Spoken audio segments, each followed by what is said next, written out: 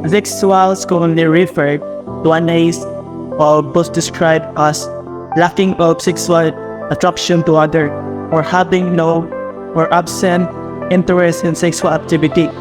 Despite the implication of asexuality, this state since the dawn of humanity.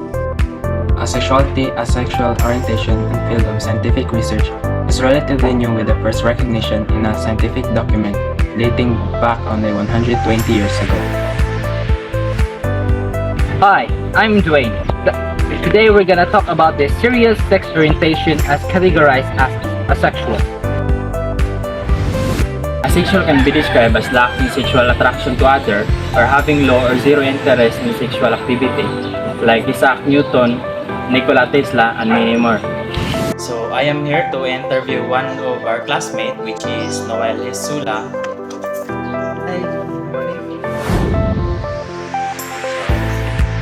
First question, what unsay kuan mo? Unsay gender preference mo? So ako the gender preference ako is I'm asexual. Yes. Why do you say so?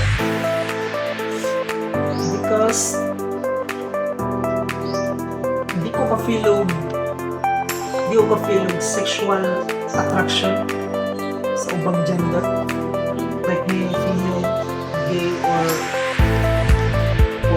lesbian. So walay feelings na hitabo sa sexual attraction. So proceed sa second question. Realize you were asexual. When I was 10 years old, school ako ng panahon na, usa ka classmate na ako nga ni-confess bitaw na ako na she's being in love with me. Then, ang pagtanaw niya kay kunara, classmate ra gyud.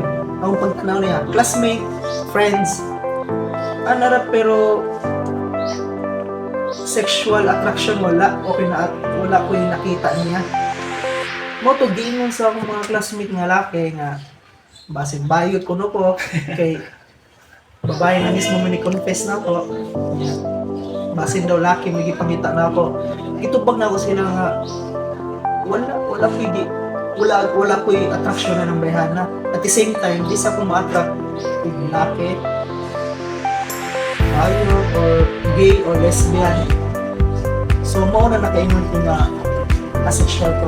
Dito na ako na-realize na asexual ko. Detect na po kapan. No, hindi ko ma-attract. So Yes, romantic relationship, mayroon romantic attraction, pero wala yung sexual attraction. So, naharap siya yung romantic attraction.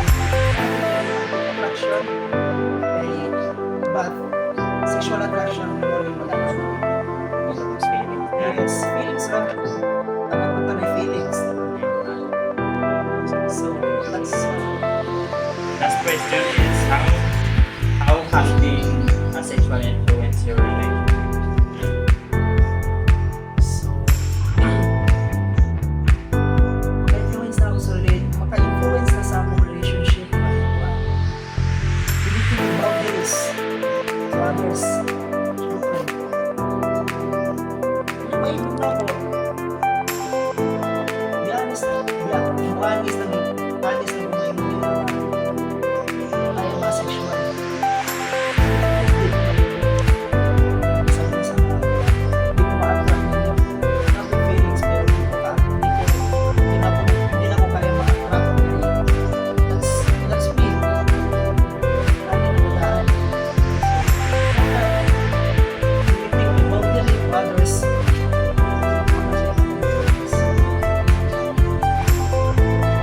So thank you this time oras no?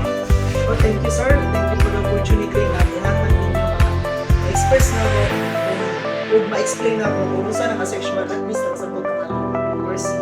So, thank you. That's all. Asexuality is a valid sexual orientation characterized by the lack of sexual attraction to others. Asexuality individuals may still experience romantic attraction and form meaningful relationships but their lack of sexual desire is essential to their identity, not a choice or a phase.